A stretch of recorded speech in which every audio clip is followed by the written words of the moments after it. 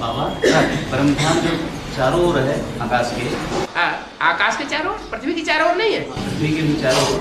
हाँ, तो क्या शिव सुप्रीम सोल जब वापस जाती है हाँ, किस दिशा में टिकती है? जो आत्मा संपन्न स्टेज को धारण कर लेगी,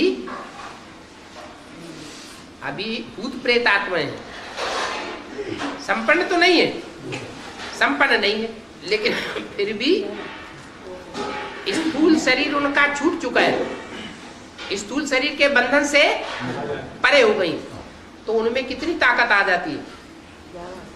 ज्यादा ताकत आ जाती है कि कम ताकत होती है? बहुत ताकतवर बन जाती है। जैसे कुमारिका दादी के लिए कहा कि जब तक तन में थी तो लोकलाज का बंधन था, असली बात मुंह से निकाल गुरु लोग निकाल ही नहीं सकते, लेकिन जब शरीर छोड़ दिया और सूक्ष्म शरीर धारण किया, वैसे ही उनकी बुद्धि में सारी सच्चाई क्लियर हो गई। असलियत क्या है ये अव्यक्त वाणी आप पढ़ो ध्यान से तो बताते हैं, अव्यक्त वाणी में ये बात बताई गई। तो इससे ये साबित हुआ कि सूक्ष्म शरीर में इतनी ताकत है, और अगर आत्मा सूक्ष्म शरीर को भी त्याग दे, उसके बंधन से भी परे हो जाए, तो जहां चाहे वहां इस दुनिया में एक सेकंड में जानकारी कर सकती है कि नहीं है?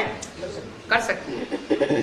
इससे ये क्लियर हुआ कि जो भी आत्माएं संपन्न बनती जाएंगी उनका एक दायरा होगा, जिस दायरे में वो ज्यादा पावरफुल होंगे। माना शिव का दायरा इस सारी सृष्टि में, सारे वायुमंडल में, सारे आकाश में सबसे बड़ा दायरा, सबको अपने कंट्रोल में लेकर के रख सकता है। उसके बाद संपन्न बनने वाली आत्मा है प्रजापिता। वो प्रजापिता भी उस सारे दायरे में शिव का दायरा क्रॉस नहीं कर सकता, लेकिन अपने दायरे में सारी दुनिया को लेकर के रखेगा। जैसे मुरली में बोला है कि बीज में सारे झाड़ का ज्ञान होता है, बीज में सारा झाड़ समाया हुआ है, ऐसे ही। और ये तो वैरायटी झाड़ है क्या? जैसे एक झाड़ में कई प्रकार के वृक्ष होते हैं। बरगद के वृक्ष में अक्सर देखा होगा पीपल भी उग जाता है, नीम भी उग जाता है, आम भी उग जाता है।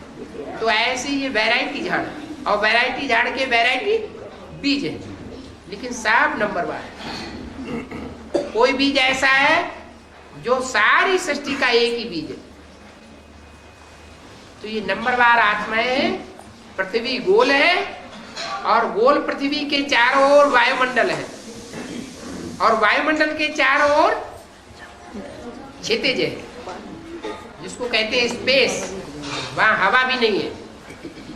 और क्षितिज के चारों ओर परमधाम ही परमधाम। माना जो जितनी पावरफुल आत्मा होगी वो पृथ्वी के 5 तत्वों से उतना ही ऊंची स्टेज में और बड़े दायरे में रहेगी, और जितनी कम पावरफुल आत्मा होगी, बुद्धि में कम होगी, उतना ही उसका दायरा छोटा होगा। माना पेड़ पौधों की भी आत्मा है।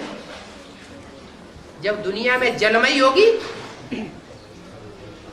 एटम बम फटेंगे तो ये सब खलास हो जाते। ये भी अपने दायरे में रहेंगे, लेकिन जड़त्वमयी है, इनका दायरा बहुत छोटा होगा। कीड़े मकोड़ों का दायरा इससे बड़ा होगा, और जानवरों का दायरा उससे बड़ा होगा, और मनुष्यों का दायरा उससे भी ज्यादा बड़ा होगा। और उसमें भी जो सूर्यवंशी आत्माएं हैं वो सबको अपने दायरे में लेकर के रखेंगे।